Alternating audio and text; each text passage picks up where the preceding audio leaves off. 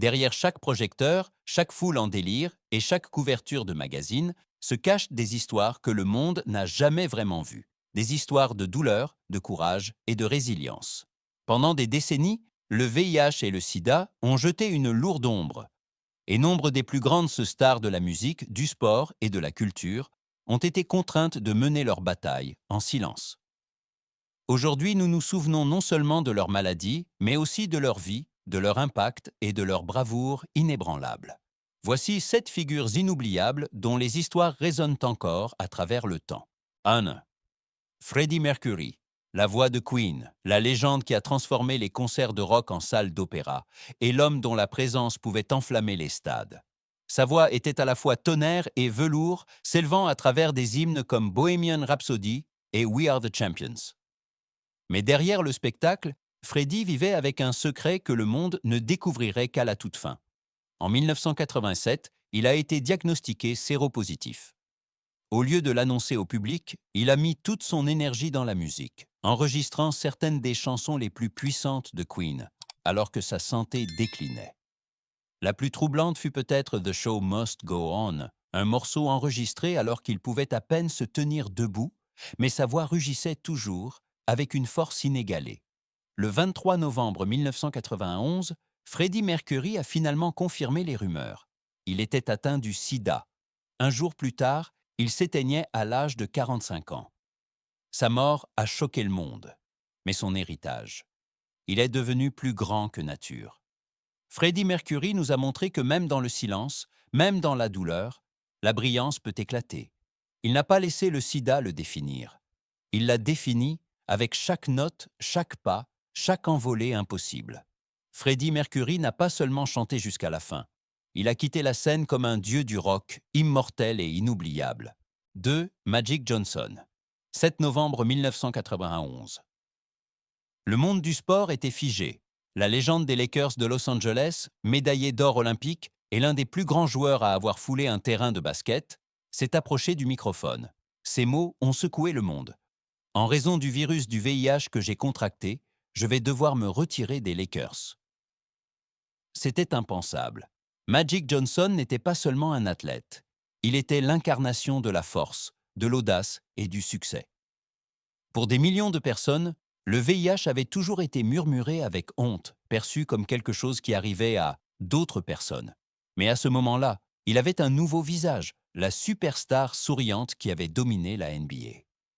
L'annonce fut un véritable tremblement de terre culturel.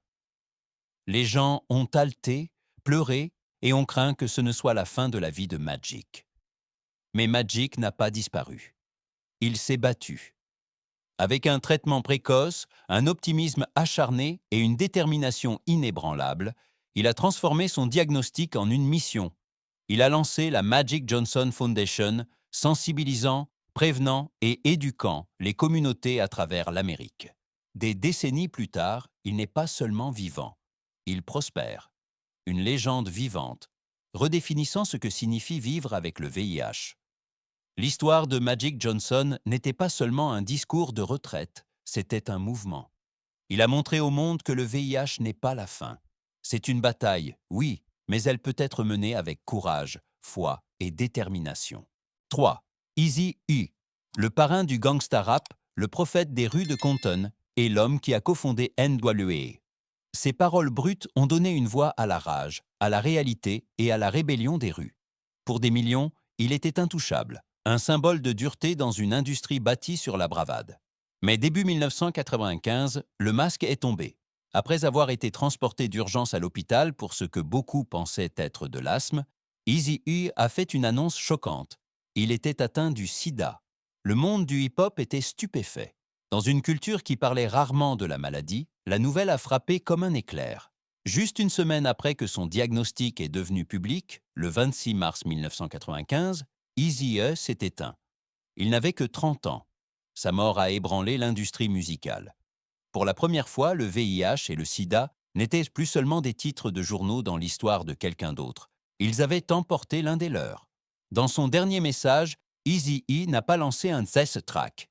Il a lancé un appel. Il a exhorté ses fans à se protéger, à faire face à la vérité qui avait longtemps été enfouie sous le silence et la stigmatisation. La vie d'Eazy a été bruyante, provocante et sans excuse. Mais sa mort a forcé toute une génération à s'arrêter et à écouter. Au final, il n'a pas seulement changé la musique, il a changé la conversation.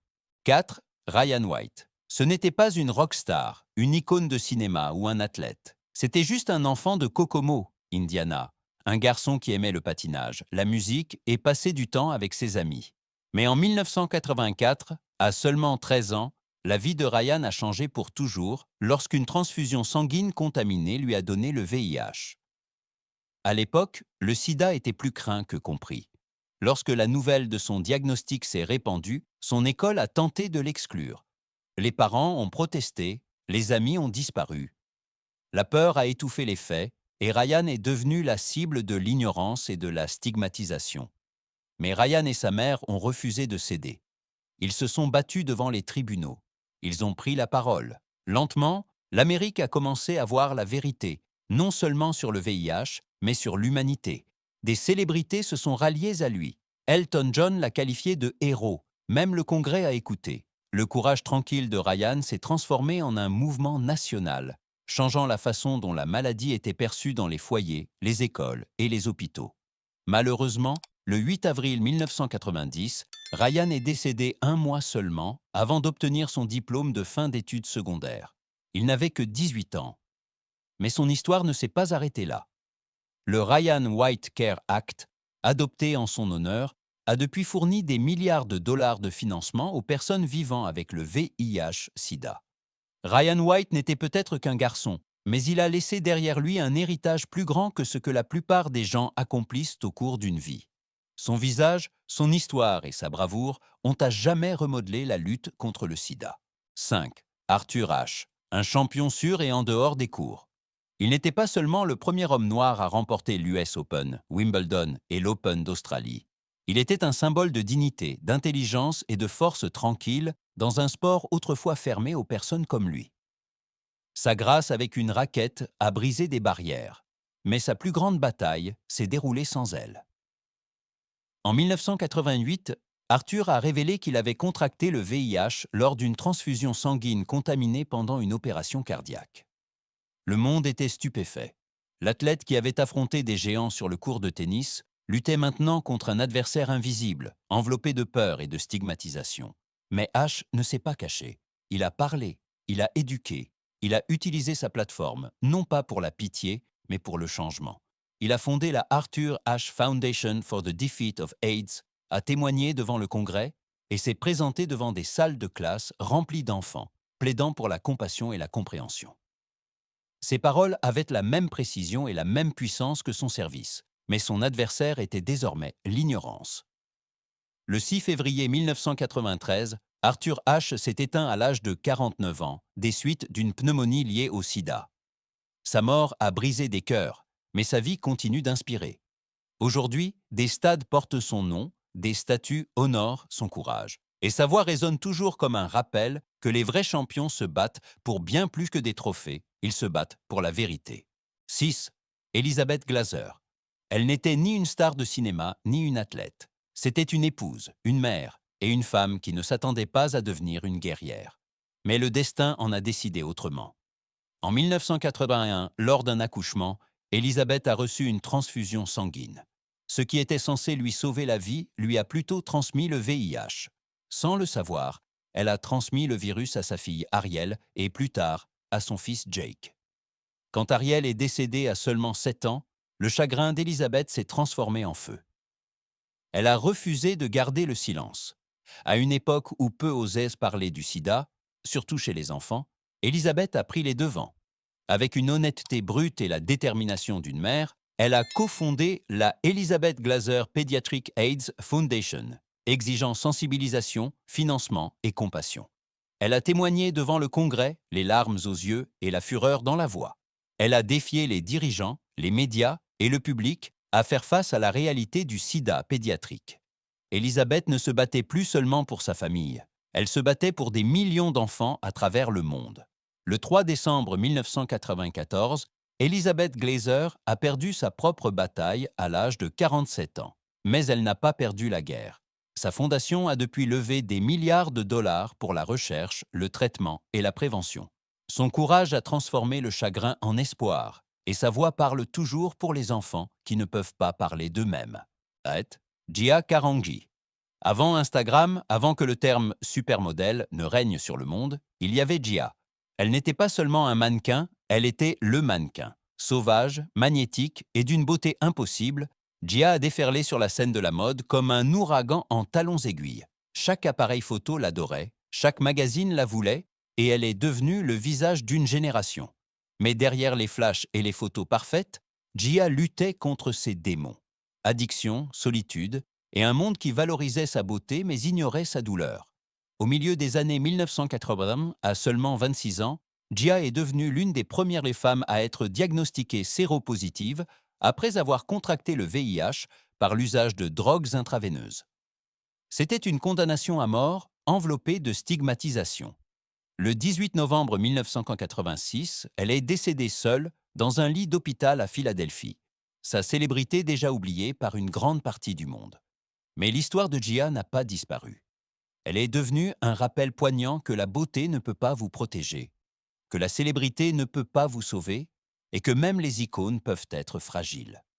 Des années plus tard, sa vie a été immortalisée dans des documentaires, des livres et la performance primée d'Angelina Jolie dans le film Jia. Mais plus que cela, Jia Karangi perdure comme un symbole de vulnérabilité et de vérité. Elle a montré au monde le coup de détourner le regard trop tôt. Et pourquoi nous ne devons jamais oublier. C'est cette vie, Freddie Mercury, Magic Johnson, Eazy-E, Ryan White, Arthur Ashe, Elizabeth Glaser et Jia Karangi, nous rappellent que le VIH et le sida n'ont jamais été de simples batailles médicales. Ce furent des batailles humaines, livrées sur des scènes, des terrains, des rues et dans de calmes chambres d'hôpital. Chacun d'eux a fait face à la peur, à la stigmatisation et au silence. Et pourtant, chacun a laissé derrière lui quelque chose de bien plus grand que la tristesse. La voix de Freddie fait encore trembler les toits des stades. Magic Johnson continue de prouver qu'une vie avec le VIH peut signifier s'épanouir et non s'éteindre. Les derniers mots d'Eazy-E résonnent encore comme un avertissement et un plaidoyer. Ryan White a forcé l'Amérique à affronter sa peur à travers l'innocence d'un enfant. Arthur Ashe a transformé la dignité en activisme. Elizabeth Glaser a transformé le chagrin en espoir. Et Jia Karangi est devenue un symbole de fragilité et de vérité dans un monde aveuglé par la beauté. Leurs histoires, ce sont plus que des tragédies, ce sont des leçons, ce sont des héritages. Elles nous rappellent qu'aucune quantité de gloire, de fortune ou de beauté ne peut nous protéger de la maladie, mais que le courage, l'honnêteté et la compassion peuvent transformer la souffrance en changement.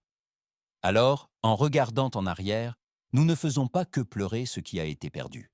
Nous honorons ce qui a été laissé derrière. Une voix, un mouvement, une fondation, une loi. Un héritage qui continue de briller. Parce qu'au final, ce n'est pas la maladie qui les définit.